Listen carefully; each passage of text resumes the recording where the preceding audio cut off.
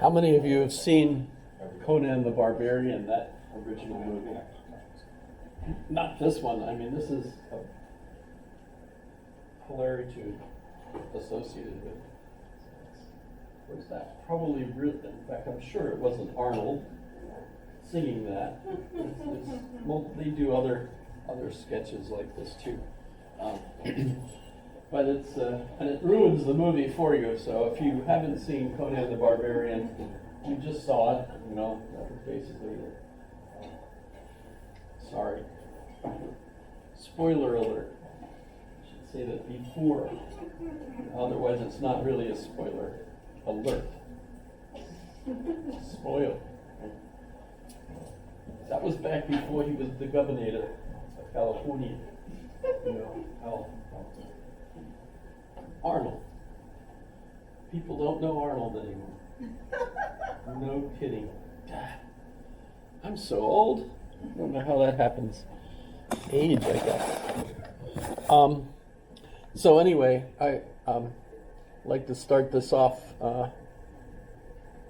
thinking, you know, when Aristotle talks about the ancients, and he does. I mean, we think of Aristotle as ancient because it's 400 BC.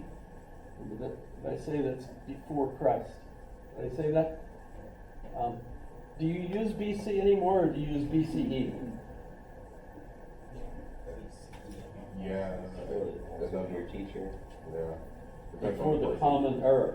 Yeah. Starts at exactly the same time and goes backwards, right? I've actually asked people, when was Jesus born? And people look at me like, how the heck would I know that? Because it would be like, what year was Jesus born? Probably 0 BC. Well, they didn't have 0 then. Hadn't been invented yet.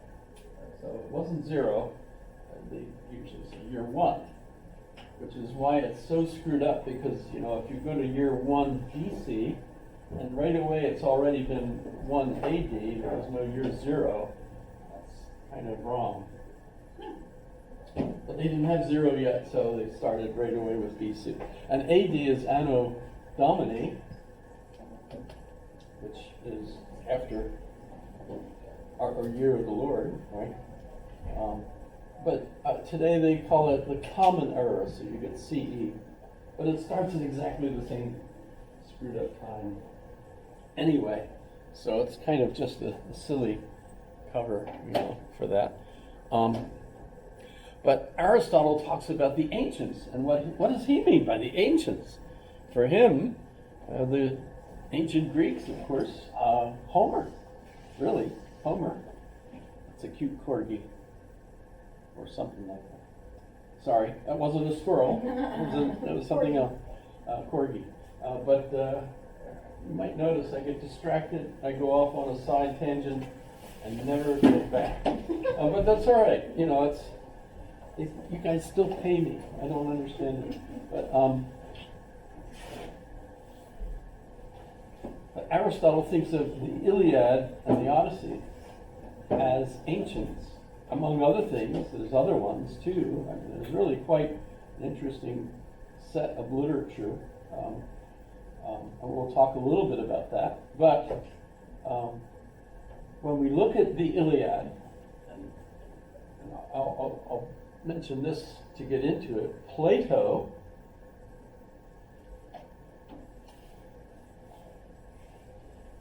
is writing in prose.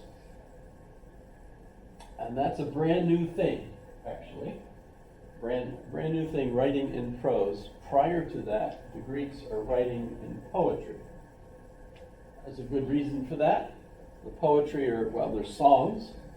And I don't know about you, but it's easier to remember something if you're singing, you know, shake it off, shake it off. You know, if you remember the melody and the words poetically. How many folks did I even do that very well? Nobody? Did it perfectly. I did it perfectly? Well, I didn't do this because that hurts, actually. But I just, let's not go there. Let's not go there. But thanks for catching what I was trying to imitate a current, a more popular one that I'm really curious about is, what was I made for? Yes? From the movie Barbie? How many, show of hands, how many people saw the movie Barbie, or at least are familiar with the song, What Was I Made For? Okay, thanks, because I'm going to use that a little bit. It's a contemporary thing. But the muse learns to write. And perhaps the one that really discovers this was the father of a friend of mine. He's the friend that was the lawyer that died. He was 88 or something. But this was his father, who was a professor at Toronto initially, but then eventually moved Harvard and Yale, as you can see. In fact, my friend grew up, I think, and then went to Harvard. Harvard University lawyer, and was the Attorney General for the state of Alaska for the Egan administration. If that makes sense to any of you. The governor was Egan.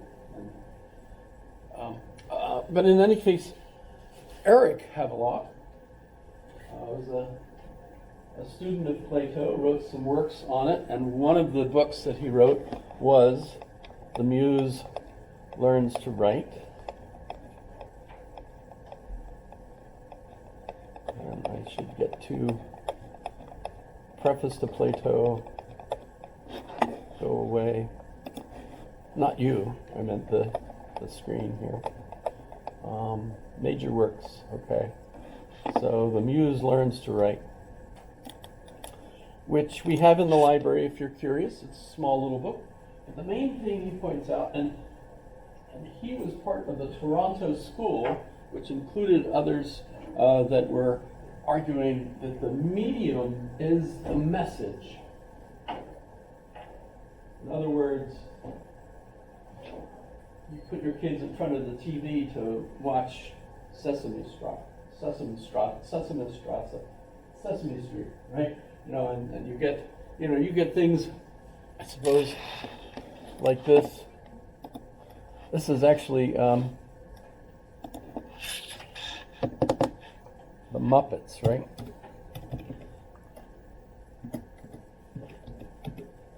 And what was it? Jabberwock.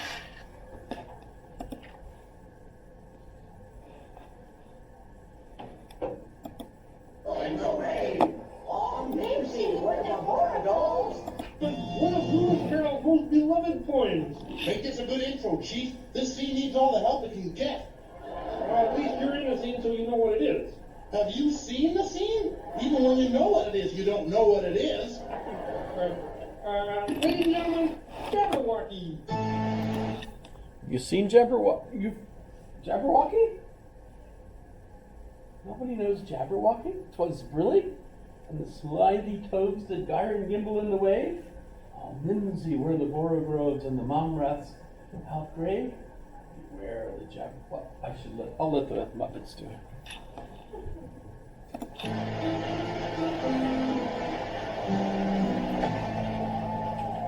Was brillig, and the slimy bones did gyre and gimble in the wave. All Mimsy were the borogoves and the momraths outgrave.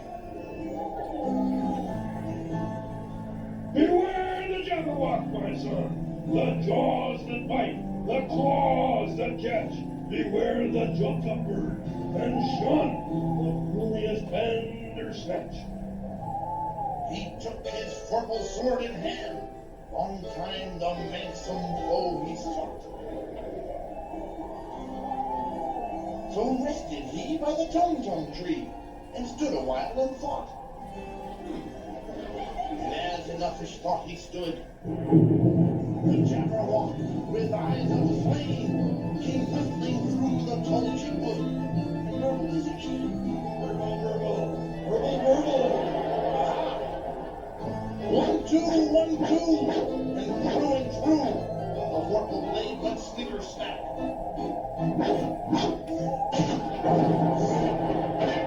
Left it dead, and with its head, he went galumphing back.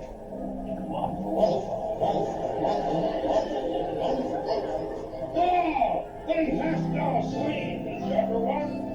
Come to my arms, my beamish boy! Oh, Never kiss a guy with a sword. So strong. He chortled in his joy. 'Twas big, and the slimy toves did gyre and gimble in the way.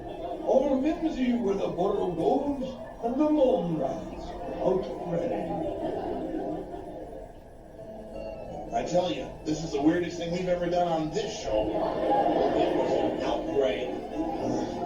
Can I just put on my body and go home? Well, you should quit while you're ahead. Okay, so that's the Muppets version of Jabberwock.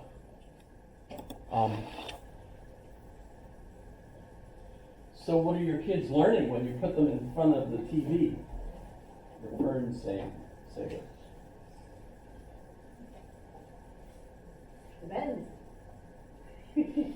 Yeah, on what's on the TV, I suppose. But also, they are learning how to watch TV. You're on the computer, you do all sorts of things on the computer, but you're also learning how to watch the computer. And we know that the different ways of perceiving things have a different impact on the way our eyes receive the light and the way our neurons react to what input we're getting and so on. So how the computer screen, how this screen impacts your vision and so on. I play with a Meta Quest, you know, the goggles. I played golf last night on a tropical island, which was great considering the weather outside. I love that course. I've been playing it for like 3 years. Almost parred every hole. But I wonder because, you know, I'm looking at two little screens. You know, as I move around, it gives me the impression that I'm on a tropical island. You even have fish in the water if you're a really bad shot. You get close to the water. So it definitely changes the way my body reacts to what I'm experiencing. But what the folks in Toronto were arguing is that the medium is the message, that the main thing that you're experiencing is the actual means that you're receiving the text. You're learning the text, but you're actually also becoming used to watching TV.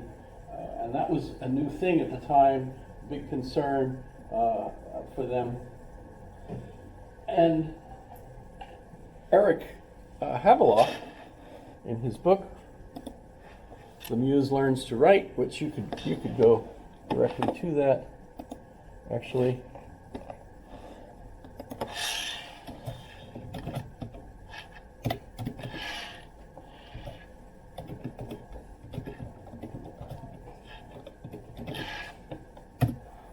PDF sounds like